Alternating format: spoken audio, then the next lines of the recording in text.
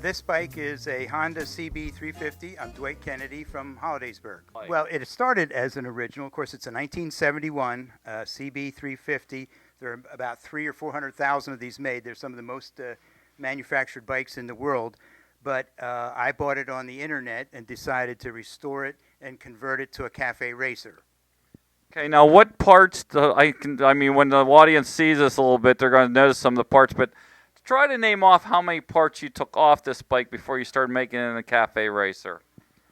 A lot of parts, many parts. The fenders, the chain guard, the lights, the handlebars, the seat, almost everything to bring it down to a real bare bones frame. Now these handlebars aren't original, are they? No, they're what they call cafe racer handlebars. They're dropped down from the originals, quite a bit lower than they are, the original ones. And what about the Speedo and the tack? I mean, for it being a 1971, they're in pretty good shape. Normally, when I see a bike like that, they're all cracked and that. Are they original, or do you get them reconditioned, or what? These are actually original. Now, I took them all apart and cleaned them up, but they're actually original. They were in real good shape when I got it.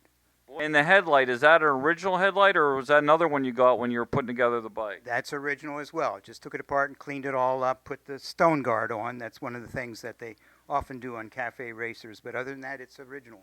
And what about the tank, Dwight? Is that an original tank, or is that one you selected when you made the cafe racer out of it? This is an original tank, but it originally had a Honda logo here, and I had the paint shop fill that in and paint it just flat red.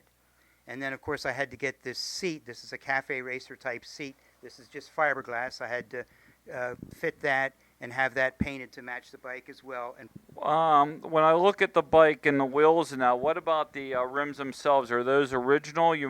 If they are, you must spend a lot of time polishing them. I did. They are original. They were in quite good shape, but we spent a lot of time polishing them.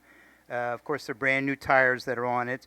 And the engine, of course, I did a lot of polishing on that as well. Had to do a lot of wet sanding and polishing to get it to the luster that it has now.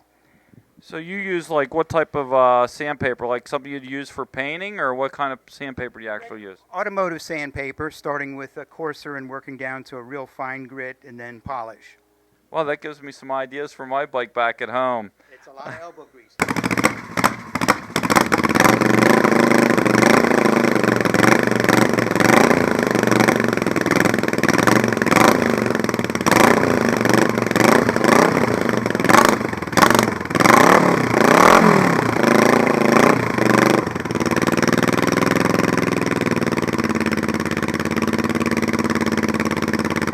What about the carburetors? Did you have to do anything? Did you have to do a lot of work on the motor to get this thing to run after you first bought it? Actually, just did a good tune-up on the motor, changed the points and plugs and so forth, and did the timing. But I did change the carburetors. Took off the original Kahins and put Makunis on that are put together for a little bit more racier performance. Okay, and what about? Of course, this isn't the original air cleaner, so these are more of a cafe type, racing type, I would call them, but air cleaners now you have on there. Are they K series or what? K and Z's or what are they? They are K&M race. K&M, right? Mm-hmm. K&M. Yeah. Okay. Yep, that's what I thought when I looked at it. One other thing, what about the framework on itself? Did you have to do any work on that, straightening, or did you do any painting on that, or is it pretty much stock the way you got it? Pretty much stock, although I did a lot of polishing and cleaning up of that too. Touched up a few places for paint. And every bolt on this bike I actually took off and cleaned and polished.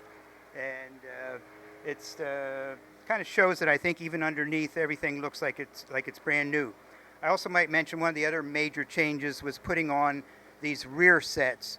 That's where the position of your foot is moved backward so that you have more of a racy attitude when you're lying down and driving the bike. Also, the shocks in the back are new, and the shocks on the front were rebuilt.